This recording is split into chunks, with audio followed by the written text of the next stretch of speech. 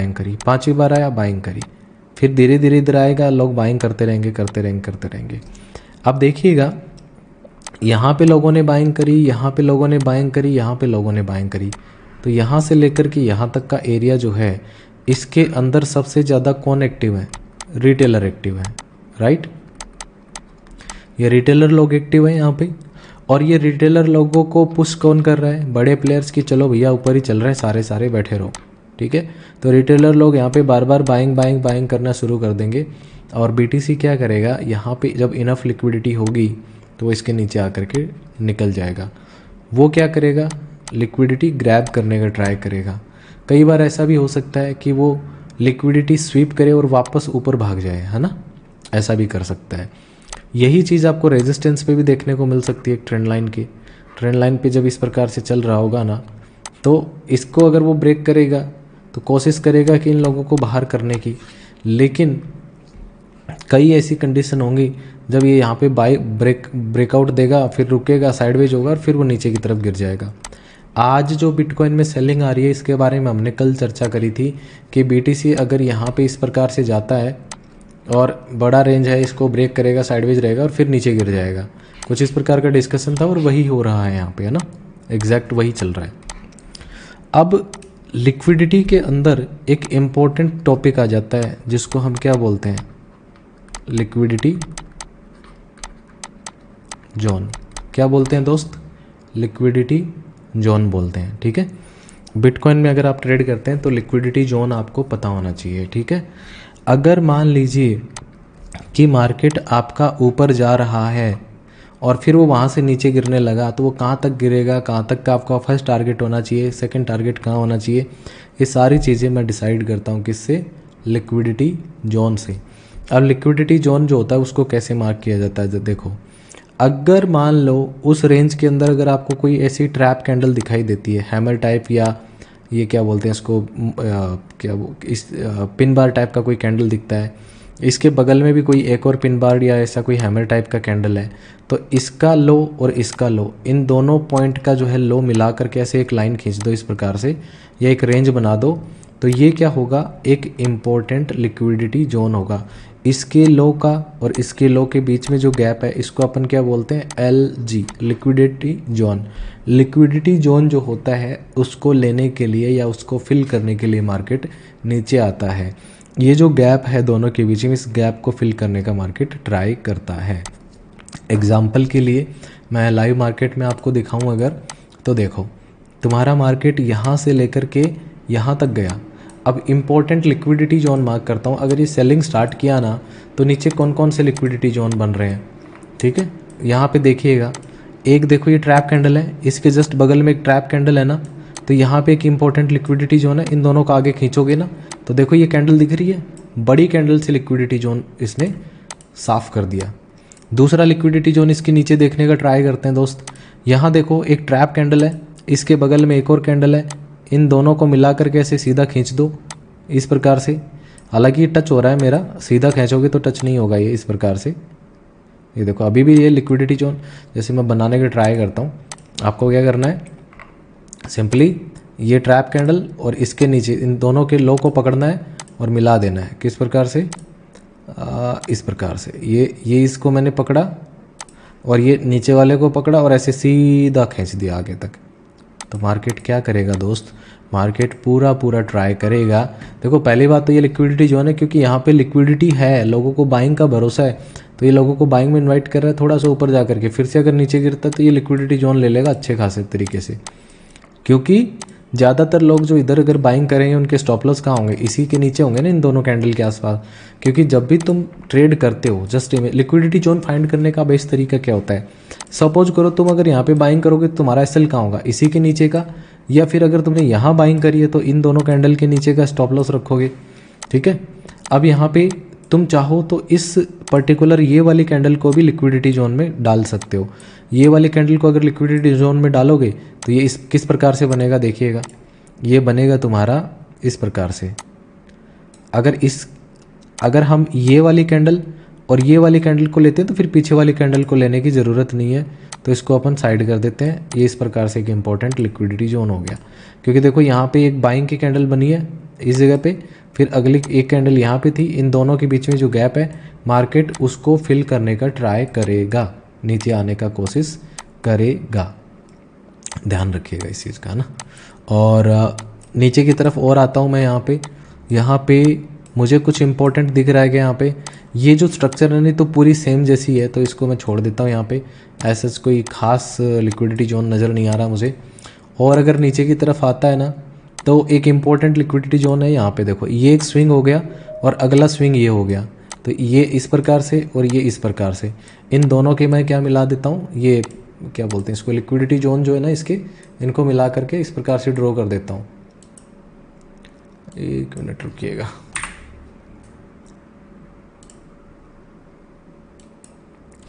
ठीक है।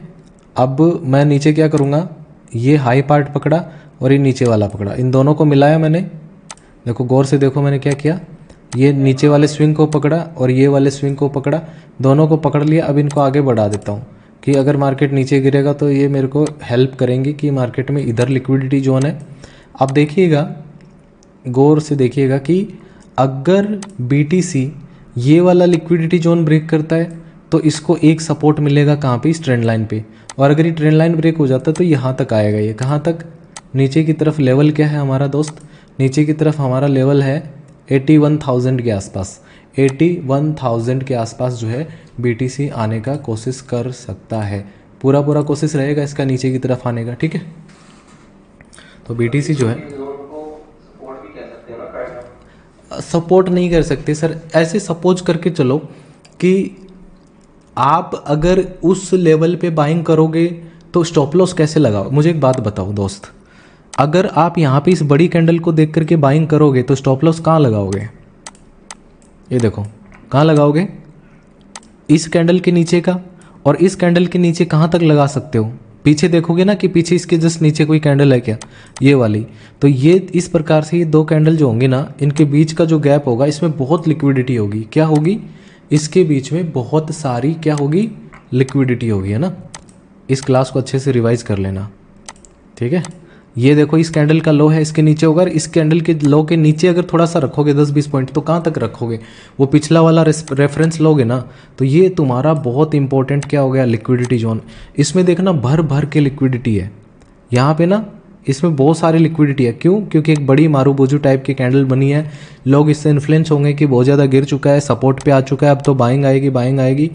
लेकिन यदि मार्केट यहाँ से सेलिंग करने लगा तो यहाँ पे एक स्ट्रॉन्ग कैंडल निकाल सकता है, कहाँ तक जा सकती है वो, अगर यहाँ पे एक बड़ी बड़ी कैंडल निकलती है ना तो कुछ इस प्रकार की कैंडल देखने को मिल सकती है जो नीचे की तरफ 83,300 तक डिप मारेगी, ठीक है। अगर इसके नीचे आएगी ना तो वो सीधा 83,300 ये सब लिक्विडिटी ख़त्म कर देगा। इतना समझ में आ रहा है क्या दोस्त, है ना, समझ में आना चाहिए, है ना। नहीं समझ में आ रहा है तो बोल देना मेरे को कहाँ पे नहीं समझ में आया, मैं समझाने का ट्राई करूँगा आपको। तो ये लिक्विडिटी जोन समझ में आया क्या, किसको नहीं समझ में आया एक बार फिर से मेरे से पूछ लो, लिक्विडिटी जोन क्या होता है।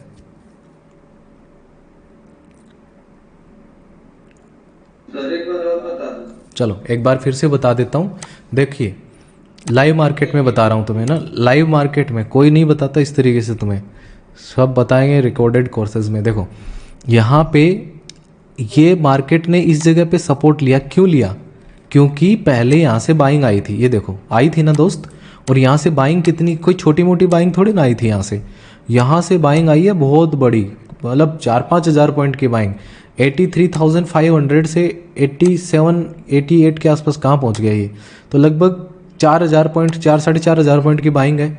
तो इस जगह के ऊपर ज़्यादातर लोग क्या वेट करें कि यहाँ पे बाइंग आएगी, लोग वेट कर रहे होंगे। अब मैं नहीं बोल रहा कि बाइंग नहीं आएगी, जो भी होगा वो देखा जाएगा, लेकिन अगर कोई व्यक्ति, ये कैंडल देखो हैमर टाइप की कैंडल है, फिर अगली कैंडल ने स्ट्रॉन्ग कैंडल ने ब्रेकआउट दिया है, सपोर्ट के ऊपर जो है यहाँ पे इस प्रकार से बन रहा है, और एक पैटर्न होता है जो इन तीनों कैंडल को देख करके आपको शायद मॉर्निंग स्टार भी दिख रहा होगा ना। अब मॉर्निंग स्टार तुम बोलोगे मॉर्निंग स्टार ऐसा कैसा, मॉर्निंग स्टार तो ऐसा होता है, देखो इस प्रकार से, है ना, दो कैंडल ऐसे होंगी, उनके बीच में इस प्रकार की कैंडल, लेकिन ये तीनों कैंडल को देखते हुए आपको नहीं लग रहा है कि ये मॉर्निंग स्टार टाइप का कुछ है, तो एग्जैक्ट कभी भी नहीं होगा, थोड़ा मिलता जुलता सा होगा। तो ये मॉर्निंग स्टार टाइप का कुछ इसने बना दिया यहाँ पे। तो लोगों को ये पूरा भरोसा है कि BTC यहाँ से ऊपर उड़ जाएगा। ऊपर अगर उड़ता है ना तो ये जो कैंडल होगी ना, इस कैंडल के इन्फ्लुएंस में बहुत सारे लोग बाइंग करेंगे। लेकिन मार्केट क्या करेगा, इस एरिया में लोगों को बाइंग में इनवाइट करके, अब वो इनवाइट करना छोड़ो, जितने भी लोग इस एरिया में बाइंग करेंगे ना, उनके स्टॉप लॉस कहाँ पे होंगे दोस्त?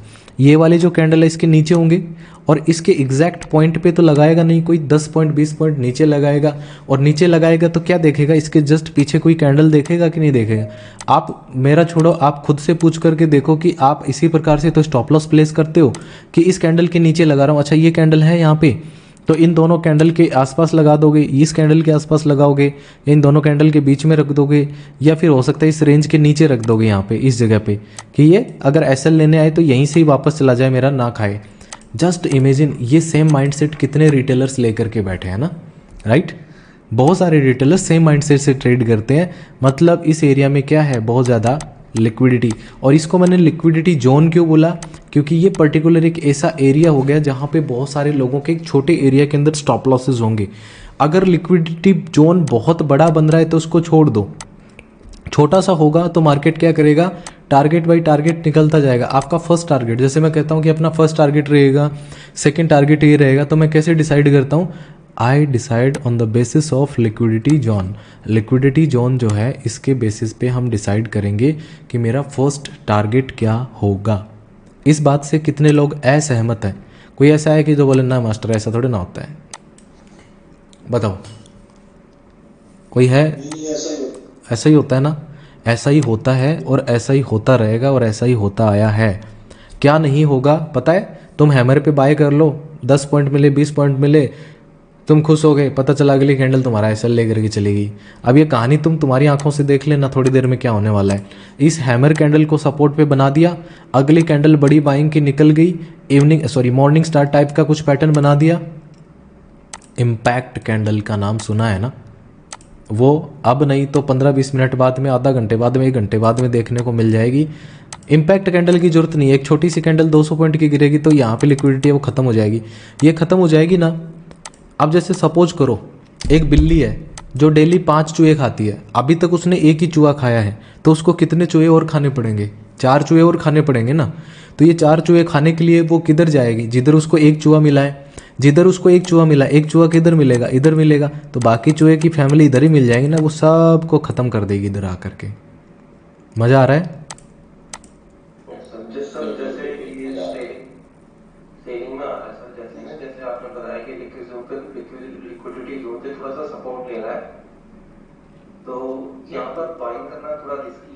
Very risky. देखो एक चीज़ दिखाता हूँ, सुनो, वन डे पे लगाता हूँ। ये देखो यहाँ पे एक चीज़ दिख रही है आपको, ये यहाँ पे देखने का प्रयास करो। ये बहुत बड़ा रेजिस्टेंस था, ठीक है, बहुत बड़ा। ये 10 दिन तक शायद इधर ही रेजिस्टेंस लिया, और कल जो है एक स्ट्रॉन्ग कैंडल, बहुत बड़ी ग्रीन कैंडल से इसने ब्रेक किया। ये काफ़ी टाइम बाद में इतनी बड़ी ग्रीन कैंडल बनाई, 8-10 दिन बाद में। तो मुझे एक बात बताओ, इतनी बड़ी ग्रीन कैंडल कई दिनों बाद में दिखी है, 85,000 का राउंड नंबर ब्रेक कर दिया, तो लोग इधर क्या करेंगे? बाइंग में घुस जाएंगे। और 2 दिन तक इधर ही चला तो लोग बाइंग में घुस गए ना। जस्ट इमेजिन कि जो लोग ये ब्रेकआउट पे घुसे होंगे, या फिर कल शाम को या कल पूरे दिन में, आपको याद है, 1 मिनट ये देखने का प्रयास करो, कल पूरे दिन में जो लोग यहाँ पे बाइंग करे होंगे कि भाई अब तो यहाँ पे निकलेगा, कुछ स्विंग ट्रेडर भी होंगे, सब लोग होंगे यहाँ पे, है ना। कुछ लोग यहाँ घुसे होंगे, कुछ लोग यहाँ घुसे होंगे इस एरिया में। तो अभी तक मार्केट ने किन की लिक्विडिटी ली है? सिर्फ उन लोगों की जिन्होंने यहाँ पे बाइंग करी है। भाई ये लोग तो अभी भी बाकी है ना, ये लोग तो अभी स्टिल पेंडिंग है। ये लोग अभी भी इस उम्मीद में है कि मार्केट 85,000 के ऊपर गया तो दोबारा चला जाएगा। एक छोटा सा पुल बैक है, पुल बैक समझते हो ना? देखो फिबोनाची ट्रेडिंग क्या होती है कि अगर ये 0 है तो ये 1 है, तो ये कितना हो जाएगा तुम्हारा? 0.5। तो यहाँ पे फिबोनाची ट्रेडर्स आएंगे। अब कहोगे मास्टर जी फिबोनाची लगा के दिखाओ, ये लो यहाँ से लगा दो, इस जगह से तुम लगा के जाओगे, ये तुम्हारा 0.5 और 0.6 दिखाई दे रहा है।